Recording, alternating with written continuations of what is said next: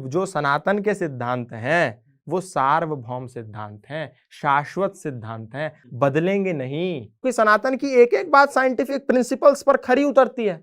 एक भी बात ऐसी नहीं है जो साइंटिफिक प्रिंसिपल्स पर खरी ना उतरती हो। इस देश के अलग अलग संप्रदाय के लोगों ने कहा कि धरती चपटी है, लेकिन वेद ने उसको पहले ही कह दिया कि भूगोल। किसने कहा धरती चपटी है? अब आप जानते नहीं क्या कौन कौन से ऐसे ग्रंथों में लिखा हुआ है? गैलीलियो को किसने मारा? ये बताने पर कि धरती गोल है, इसलिए मारा कि अगर ये इस बात को प्रामाणिकता से कहेगा तो हमारे जो किताब है उसकी बात झूठी हो जाएगी। वो बात झूठी ना हो जाए इसलिए उसको जहर दे के मारा। किसने मारा? और आज भी वो उनकी ग्रंथों में ये बात मौजूद है। लेकिन अब जब वैज्ञानिकों ने सिद्ध कर दिया तो वेद की बात को मानना पड़ा। गौतम, आप ये बोल रहे हैं ऐसी किताबें हैं जिसमें कि ये लिखा गया है कि धरती जो है चपटी है, ठीक है, इस तरह की आप चीजें बोल रहे हैं, तो आप इसमें ये कहने चाह रहे हैं कि बाकी जो धर्म ग्रंथों की किताबें हैं उसमें झूठ लिखा गया, गलत लिखा गया, फर्जी इंफॉर्मेशन दी गई है? मैं ये तो नहीं कह रहा, लेकिन आप बताओ अगर ये लिखा है और ये सिद्ध नहीं हो रहा है तो वो सच है या झूठ है? आप क्या मानेंगे? आप क्या मानेंगे जी? क्या आप उसे सच मानेंगे? यस और नो? जी, अब मैं तो देखिए साइंस को मानता हूँ, साइंस के हिसाब से जो भी तथ्य है वो मेरे लिए तथ्य है। तो बस, तो फिर वो तो सब देखिए, सन आपको भी सनलाइट देगा, मुझे भी सनलाइट देगा, इनको भी देगा, उनको भी देगा, सबको सन ने सनलाइट ही देनी है।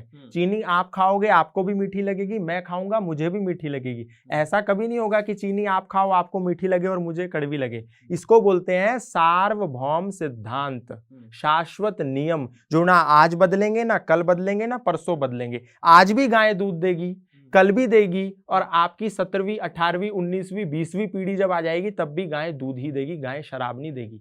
क्योंकि गाय का वो जो है धर्म है ना, धर्म है उसका, नहीं छोड़ सकती वो। जी। इसको बोलते हैं सार्वभौम सिद्धांत, जो देश काल परिस्थिति पर बदलेंगे नहीं।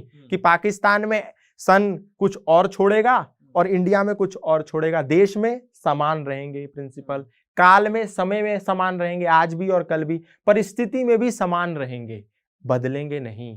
तो जो सनातन के सिद्धांत हैं वो सार्वभौम सिद्धांत हैं, शाश्वत सिद्धांत हैं, अनादि सिद्धांत हैं, अनंत सिद्धांत हैं, बदलेंगे नहीं। और बाकी रिलीजन्स के, बाकी का तो जो उसके होंगे वो बताएंगे। लेकिन आप जो है यहाँ पे आराम से आप बोल रहे हैं और छाती ठोक के बोल रहे हैं कि जो हमारे सनातन सिद्धांत है वो बिल्कुल है। आपने बोला कि फैक्ट क्या है, क्या उसकी सब बातें गलत हैं? ऐसा भी हो सकता है उसमें भी मिलावट हो। अब ये तो वो लोग बताएंगे कि क्या उनके ग्रंथों में मिलावट है, वो तो वो लोग बताएंगे। लेकिन कोई अपने धर्म ग्रंथ को गलत क्यों मानेगा? अब हम बोल रहे हैं ना कि इस ग्रंथ में, रामचरितमानस में, मनुस्मृति में किस किस काल में किसी ने विभाजन किया या विभक्ति करी या लोगों में भेदभाव पैदा कर दिया। मनुस्मृति में मिलावट करी, मैक्स मूलर के द्वारा मिलावट की गई, फिर उस मनुस्मृति को प्रचारित किया गया। आप देखो कि एक तरफ तो वेद कह रहा है अयम निजः परो वैति गणनाम लघु चेतसाम उदार चरिता नाम तू वसुधैव कुटुंबकम। ये अपना है, ये पराया है, ये छोटा है, ये बड़ा है, ये गोरा है, ये काला है, इस भेद को नहीं मानना। दुनिया एक परिवार है। ऐसा जो सोचते हैं, विभाजन की बात जो सोचते हैं, उनकी मानसिकता बहुत नैरो होती है, संकुचित होती है। हम उदार चरित्र वाले लोग हैं, हम पूरी वसुंधरा को अपना परिवार मानते हैं। और दूसरी तरफ आप कह रहे हो कि नारी शुद्रो न धीयताम। तो सच बात तो ये है कि ये कहीं से बाहर से इंजेक्ट किया गया, क्योंकि दूसरी तरफ हम ये भी कह रहे हैं कि यत्र नार्यस्तु पूज्यन्ते रमन्ते तत्र देवता। दूसरी तरफ हम ये भी कह रहे हैं कि संगच्छध्वम संवदध्वम संवो मनांसि जानताम देवा भागम यथा पूर्वे संजानानाम उपासते। हम यूनाइट होकर रहें, एक होकर के रहें, एक साथ चलें, हमारे विचार एक हो, हमारा ईश्वर एक हो, हमारा पूर्वज एक हो, हम एक होकर के चलें, हम विभक्त ना हो जाएं। एक तरफ ये कह रहा है, दूसरी तरफ हम कह रहे हैं इंद्रम वर्धन्तु अप्सुरः अपाघ्नन्तो रावणा कृण्वन्तो विश्वमार्यम।